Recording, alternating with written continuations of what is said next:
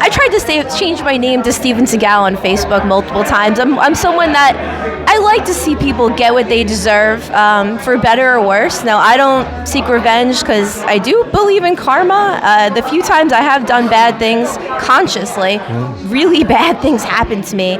Both times I gained weight, lost opportunities, and tires just popped on my car, and it felt like God was pissing on me. So I don't really like to cross the line, but sometimes I see people and I'm like, they just shouldn't be here. They should just be wiped off the earth. And perhaps you've had this feeling as well. So now my question to you is, back in the day, you could act on some of these urges if you got the sanctions are okayed from the bosses. There's a lot of bosses. As a cat, I don't really have any bosses. I could just go and whoever I want. But perhaps there were some people you wanted to take down, but you couldn't. So how would you handle those emotions or feelings if you couldn't get the okay? Take a lot of deep breaths. Well, you see, let's talk about, back in the day, all the violence was mob related. So, if we did hurt somebody, they knew the rules, they knew the score, they broke the rules, they got hurt. Today, it's like, I had an incident a couple of years ago.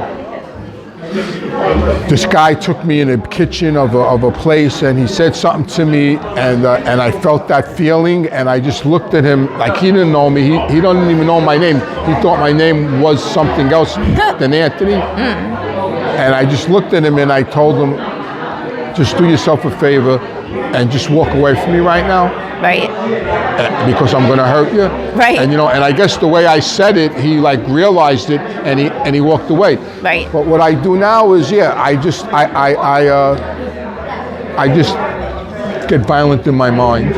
Right. Me too. And I just tell them, you're just lucky. You don't know how lucky you are. And it's funny that you said this is what's happening now. But so now that I have these videos out in my podcast, so a lot of people where I live now know who I really am. Right. And they didn't know who I really was before this.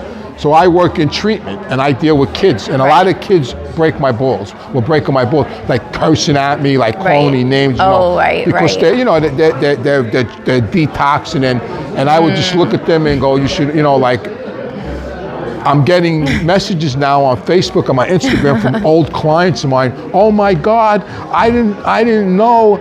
If I only knew, I would have never called you those names. That's funny. Yeah. That's really funny. I'm getting those messages all the time. That's funny.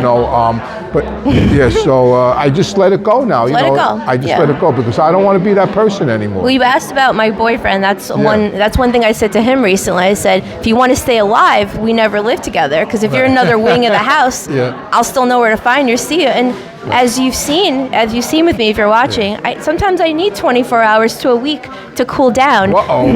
So there's my answer. Just take a step away, right? All right.